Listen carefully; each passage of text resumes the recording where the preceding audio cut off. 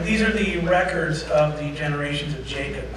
Joseph, when 17 years of age, was pasturing the flock with his brothers while he was still a youth, along with the sons of Bilhah and the sons of Zilpah, his father's wives. And Joseph brought back a bad report about them to their father. Now Israel loved Joseph more than all of his sons because he was the son of his old age, and he made him a vari-colored tunic. His brothers saw that their father loved him more than all his brothers, and so they hated him and could not speak to him on friendly terms. Then Joseph had a dream, and when he told it to his brothers, they hated him even more. He said to them, "Please listen to this dream which I have had. For behold, we were binding sheaves in the field, and lo, my sheaf rose up and also stood erect. And behold, your sheaves gathered around and bowed down to my sheaf." Then his brothers said to him, "Are you actually going to reign over us? Or are you really going to rule over us?" So they hated him even more for his dreams and for his words. Now he still had another dream, and he related it to his brothers. And he said, "Lo, I have had still another dream. Behold, the sun and the moon and 11 stars were bowing down to me." He related it to his fathers and his brothers, and his father rebuked him and said to him, "What is this dream you've had? Shall I and your mother and your brothers actually come and bow ourselves down before you to the ground?" His brothers were jealous of him, but his father kept the saying in mind. Then his brothers went to pasture their father's flock in Shechem. Israel said to Joseph, "Are not your brothers pasturing the flock in Shechem? Come, and I will send you to them." And he said to him, "I will go." And then he said to him, "Go now and see about the welfare of your brothers and the welfare of the flock, and bring word back to me." So he sent him from the valley of Hebron, and he came to Shechem. A man found him, and behold, he was wandering in the field. And the man asked him, "What are you looking for?" He said, "I'm looking for my brothers. Please tell me where they are pasturing the flock." Then the man said, "They've moved on from here, for I heard them say, 'Let us go to Dothan.'" So Joseph went after his brothers, and he found them at Dothan. When he saw them from a distance, and before he came close to them, they plotted against him and put him to death. They said to one another, "Here comes this dreamer. Now then, come and let us kill him and throw him into one of the pits, and we will say that a wild beast devoured him. Then let us see what will become of his dreams." But Reuben heard this, and he rescued him out of their hands, and he said, "Let's not take his life." Reuben further said to them, "Shed no blood. Throw him into this pit that is in the wilderness, but do not lay hands on him, that we might rescue him out of their hands to restore him to his father." So it came about when Joseph reached his brothers that they stripped Joseph of his tunic, the vari-colored tunic that was on him, and they took him and threw him into the pit. Now the pit was empty, without any water in it. Then they sat down to eat a meal. And as they raised their eyes and looked, behold, a caravan of Ishmaelites was coming from Gilead with their camels bearing aromatic gum and balm and myrrh on their way to bring them down to Egypt. Judah said to his brothers, "What profit is it for us to kill our brother and cover up his blood? Come, let us sell him to the Ishmaelites and not lay our hands on him, for he's our brother, our own flesh." And his brothers listened to him. Then some Midianite traders passed by, so they pulled him up and lifted Joseph out of the pit and sold him to the Ishmaelites for 20 shekels of silver. Thus they brought Joseph into Egypt. Now Reuben returned to the pit, and behold, Joseph was not there, so he tore his garments. He returned to his brothers, and he said, "The boy isn't there. As for me, where am I to go?" So they took Joseph's tunic, slaughtered a male goat, and dipped the tunic in the blood. And they sent the vari-colored tunic and brought it to their father and said, "We found this. Please examine it to see whether it's your son's tunic or not." Then he examined it, and he said, "It is my son's tunic. A wild beast has devoured him. Joseph surely has been torn to pieces." So Jacob tore his clothes. He put on sackcloth on his loins, and he mourned for his son for many days. Then all his sons and his daughters arose to comfort him, but he refused to be comforted. And he said, "Surely I will go down to Sheol in mourning for my son." So his father wept for him. Meanwhile, the Midianites sold him in Egypt to Potiphar, Pharaoh's officer. the captain of the bodyguard. The word of the Lord.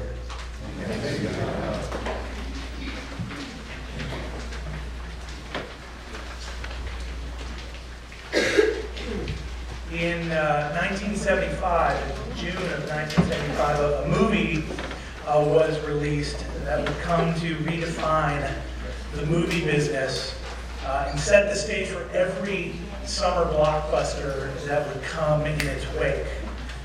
Hand of the Island, Jaws, little film. Yes, so there we are. Jaws, not a little film. Directed by Steven Spielberg, massive blockbuster, changed the movie business. For this movie, Spielberg knew he would need a truly terrifying shark. Producers actually came up with a brilliant idea. They decided they would want to hire somebody to train a great white shark. This is actually not a joke. They actually thought this would be a good idea. Let's get some animal trainers and train a 25-foot-long mammoth, man-eating shark for our film. And then they realized that that was impossible.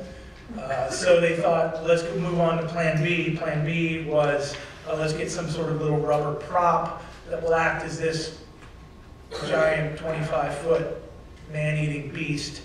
And then they realized that this rubber prop just looked totally fake. So they moved on to Plan C. Plan C was to actually build a remote control mega shark that was 25 feet long. It could leap in the air like a great white shark. It would look terrifying. It would be the perfect shark for the film. But with the film in production, Spielberg actually started to focus on the screenplay, and they started shooting. They began filming, and about 3 months into production, there was still no shark. Still no 25-foot long metal remote control mega shark. Eventually, though, it was finally delivered. And when it was delivered, Spielberg panicked because on the first day that they were filming with this prop, the shark promptly sank to the bottom of Nantucket Sound. Within a week, they got it out. Within a week, salt water had eroded the electric motor in the shark. Had to be retrofitted with a series of pneumatic hoses. It had to be drained, scrubbed, and repainted every single night.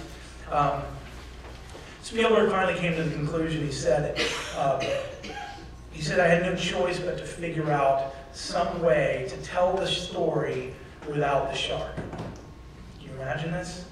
So what did Spielberg do? Spielberg actually, he looked at his bracelet. You know, people have those "What would Jesus do" bracelets, right? Spielberg had a "What would Hitchcock do" bracelet. And so he thought, what would Hitchcock do in a situation like this?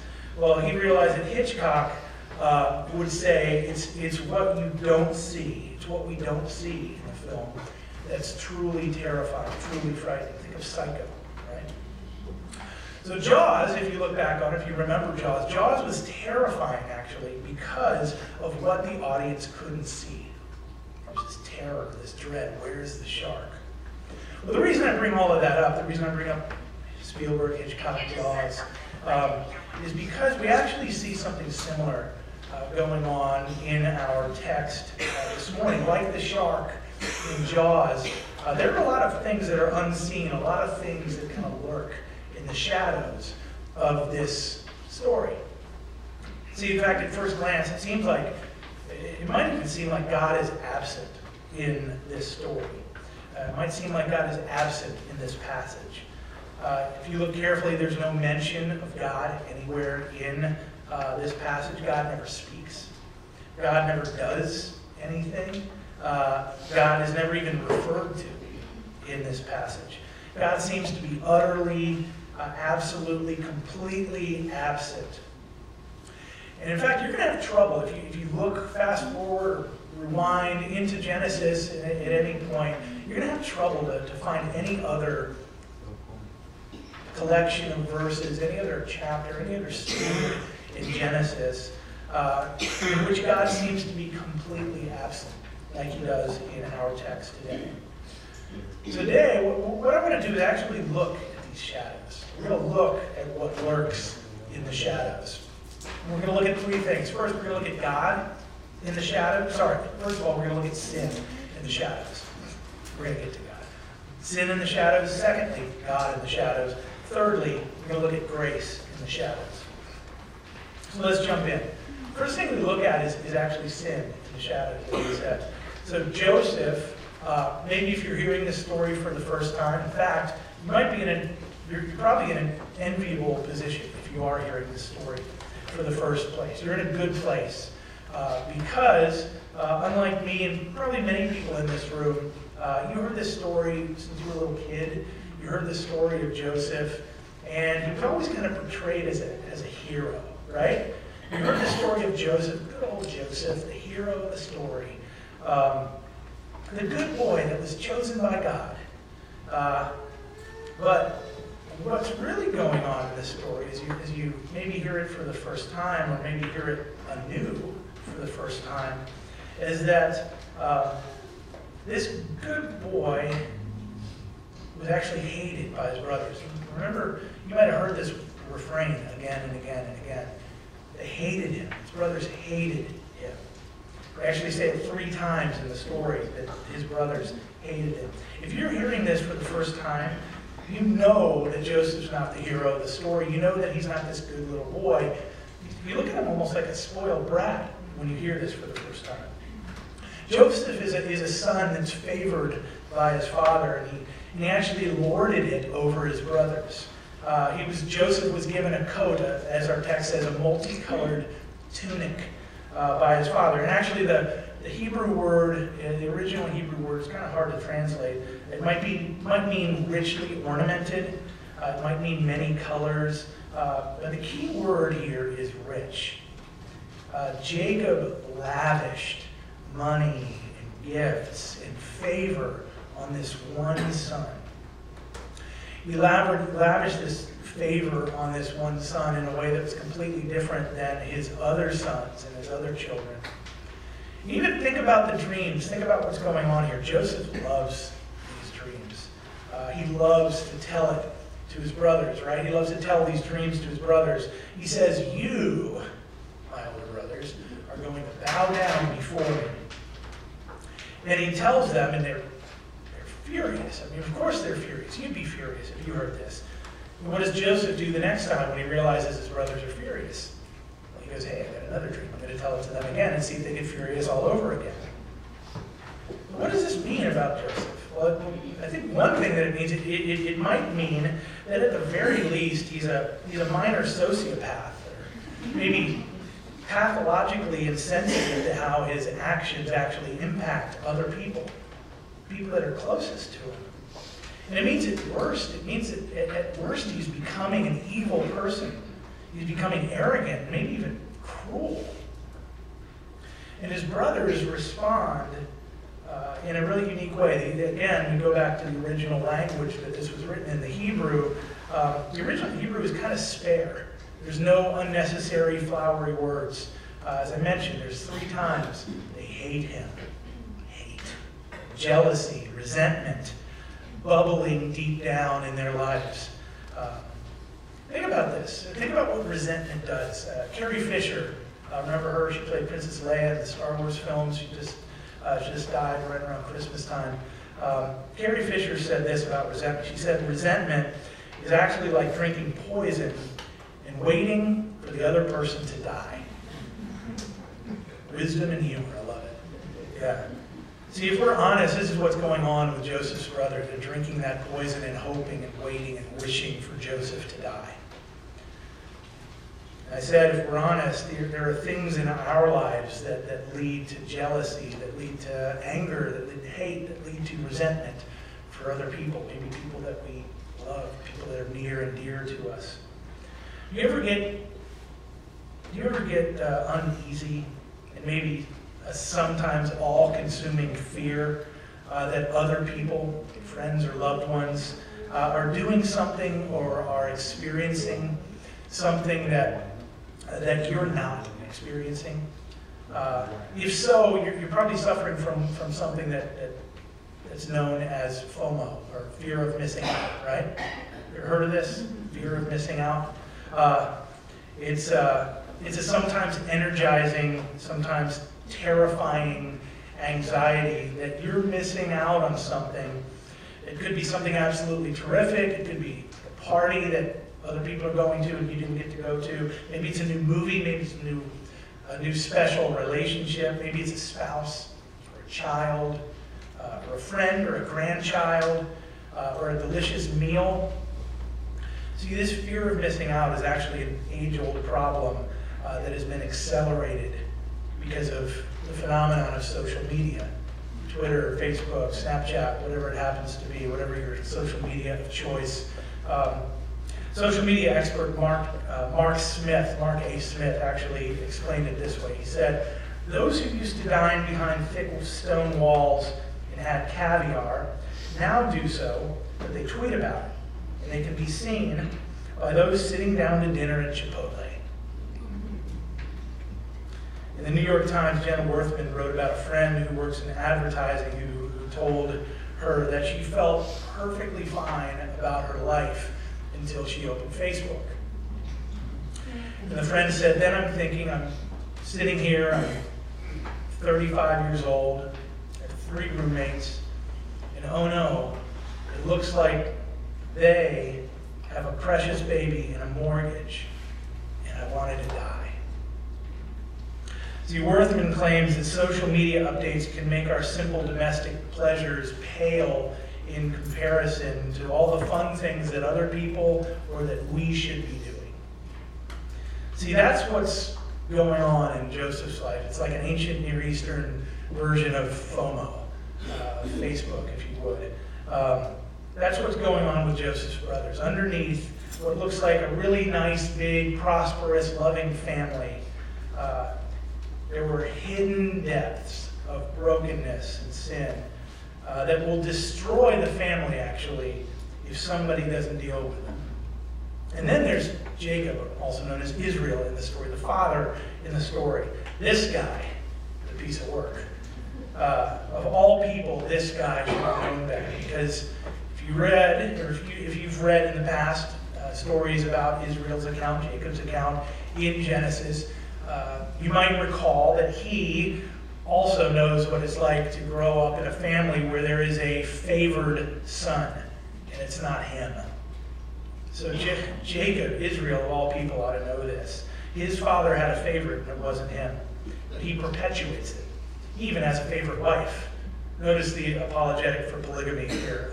And you'll notice that in the scriptures, whenever polygamous relationships are described, they're never described positively. It's like, just so happens that God is saying, like, you know what, there's a design for the way that relationships work out. And I'm going to tell the story of people who have multiple wives, and it's never going to end well. So there's that going on. And then we see, what we can come to the conclusion is, we can come to the conclusion that our sins actually have consequences. Sin actually runs in the family. It's like the family business. Don't believe me? Why do you struggle with your addictions? Why do you struggle with anger? Where do your character flaws come from? Well, see, you know your parents' flaws. You know your parents' sins and their character flaws. And you know they bothered you your whole life. You didn't like them growing up. Well, guess where they are right now? Probably in you. Or maybe you've done the complete opposite thing. Maybe you've actually excessively done everything that you possibly can to be utterly and completely different from your parents because of that. Sin runs in the family. In either case, you're not the product of your own individual choices as an individual. You are not a self-made person. What this means, here's what this means. This means that you didn't get into your troubles in the first place by yourself, on your own.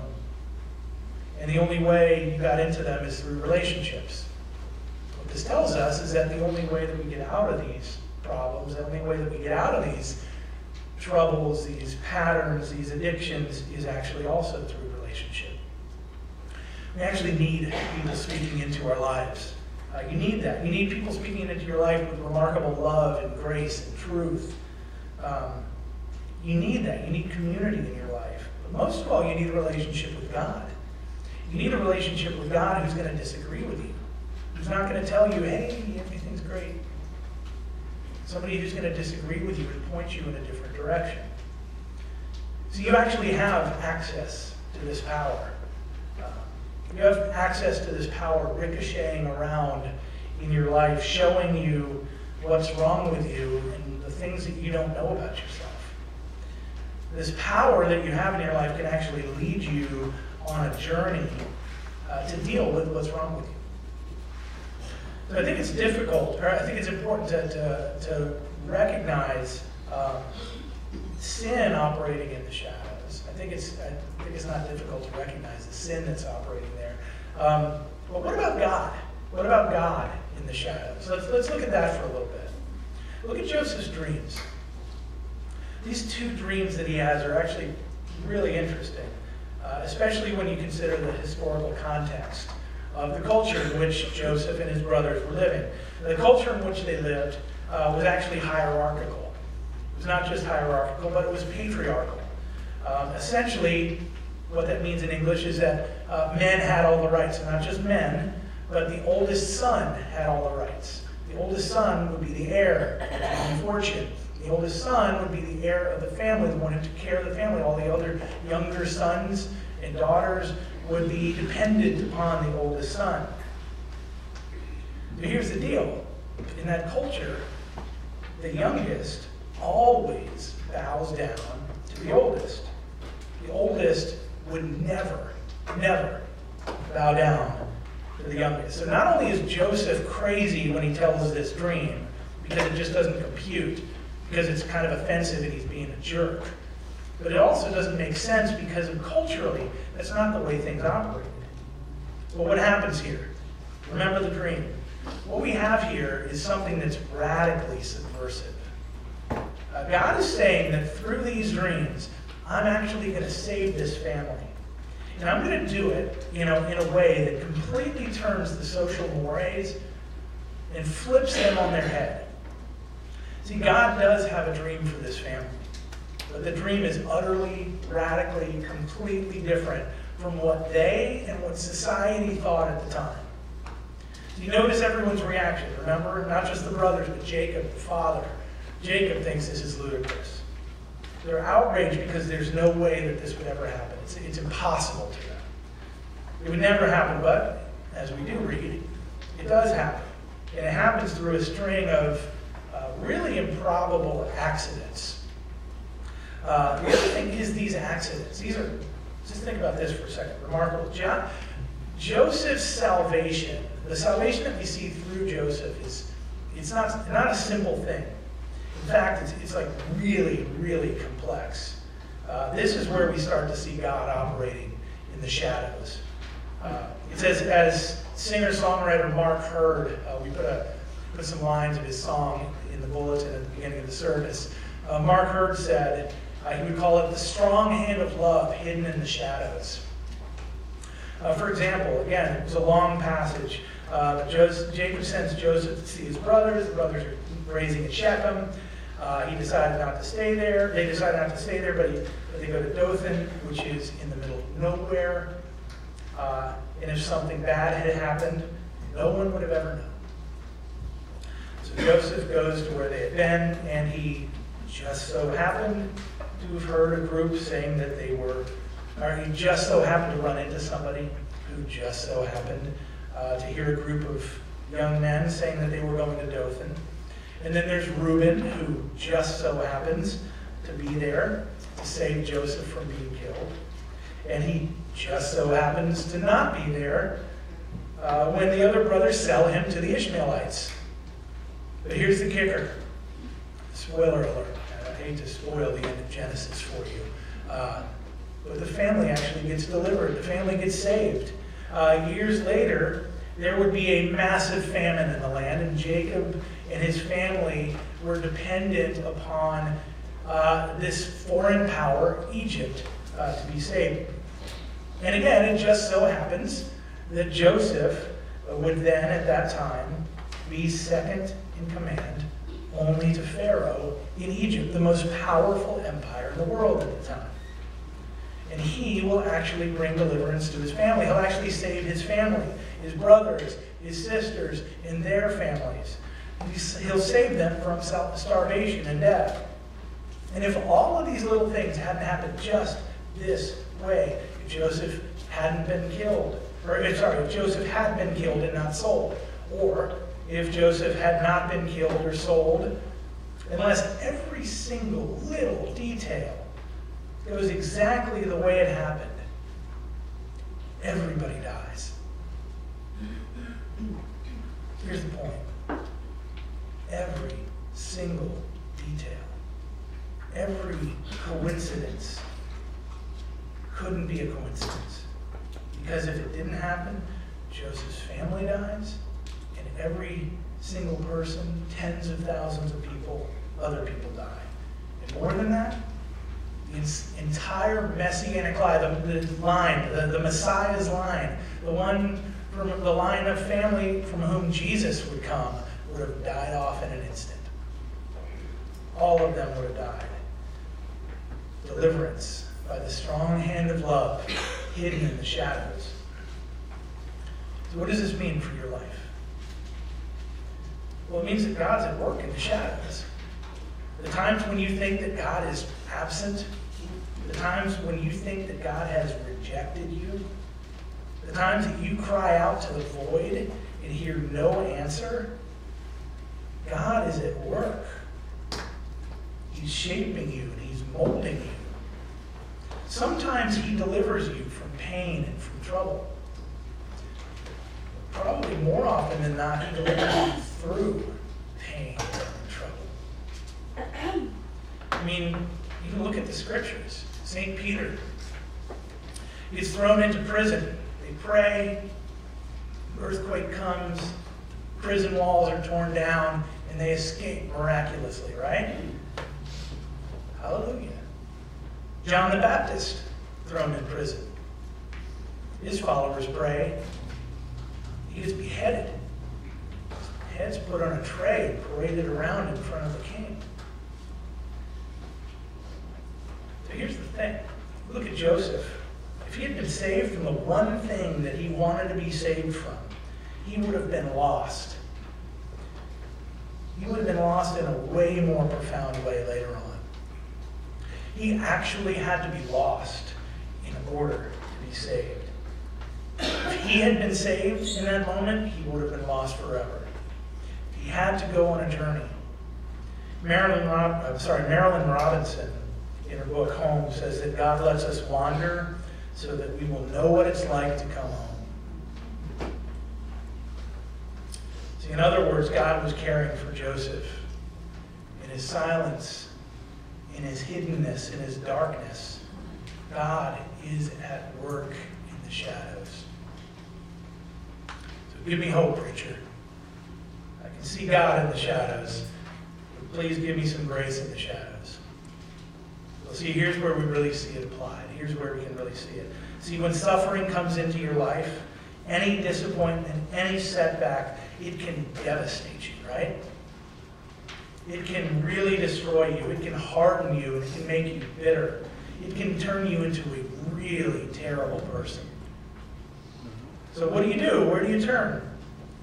Well, as we just saw, the first step is to actually look at God's providence. God in the shadows. God, the one who allows suffering to come into our lives. He's given you a coat. What in the world are you talking about? What do you mean by that? He's given you a coat. He's given me a coat. Yeah. In the midst of your suffering, God gave you a coat of his love. He's given you a token.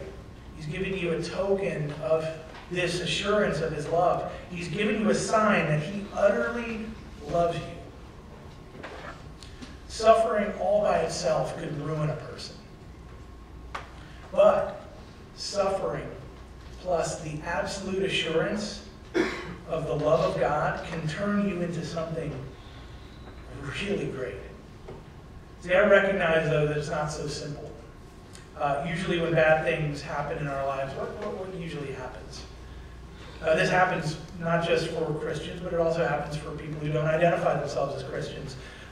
When suffering comes into your life, you almost immediately have this thought. And it almost goes like this: maybe I'm doing something wrong. Maybe I'm not living right. Maybe I'm not doing right. When suffering comes into your life, a lot of times what happens is you have less assurance of God's love, right? You have less assurance that God loves you. You normally feel like God has abandoned you and that he's left you to your own misery. But remember, look at grace in the shadows. If you know that the Father has given you a coat, how do you handle suffering? How do you handle tribulation? How do you handle trial? How do you handle darkness? How do you get it? How do you get this assurance? Well, remember how Joseph saved his family. The pattern is so weird to his brothers. And if we're honest, it's kind of weird to us as well, because it goes against the world's thinking. But it does so because it points to this ultimate pattern of salvation. Think about this. Hundreds of years after Joseph, another son, beloved son of his father, would come. And this beloved son of the father would be rejected. This beloved son of the father would be sold and betrayed by those closest to him. Another beloved son of the Father would be stripped naked, stripped of his robe. Another beloved son of the Father was abandoned, left in a metaphorical pit to die. Another beloved son of the Father would cry out in the darkness and hear nothing. No one would come. This ultimate beloved son of the Father was Jesus. Joseph can't be the hero of the story because Joseph is a failure. Joseph's a sociopath. Joseph, though, points to the one who would truly save us. Because Jesus comes, and the pit into which he fell would be infinitely deeper. His cry is vastly greater. His abandonment is infinitely starker. His nakedness is infinitely beyond anything that Joseph endured. Why?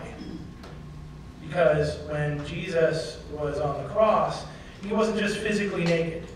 He was stripped of his Father's love. Do you know why? To bear that punishment for sin that each of us deserve. See, when suffering touches our lives, when suffering touches you, you'll always get back in touch with this subliminal, maybe deep, profound sense that every human being has, and that's this. You have this existential feeling that I really deserve some punishment for the way in which I've lived. None of us can get rid of that. Try your hardest, you can't get rid of it. I don't care how much therapy you go to, it's cosmic. It's there, it's part of who you are as a human being. When suffering comes, you'll lose any sense of God's love unless you see that Jesus lost the coat of the Father so you could be assured that you have it. Here's the one who lost the Father's love, paying your penalty, so that you could know that in spite of your imperfect love, that God loves you. And that when I ask God, when you ask God to accept you because of what Jesus has done, you and I get the coat. You know that God loves you. So here's the call. Here's our call. This is what I'm going to leave you with today. The call is to put on the coat. To remember that God has given you the coat of Jesus' love. To put on the coat, to pray, to read the scriptures, to understand this, that you will never get that incredible sense of God's love all the time. You get it at times. You get it in episodes. But even the memory will sustain you. The memory of that coat, that's all you need. Put on the Father's coat. The coat that tells you that you are favored. The coat that you don't deserve. The coat that was bought at a price. Put on the coat. Let's pray together. Father,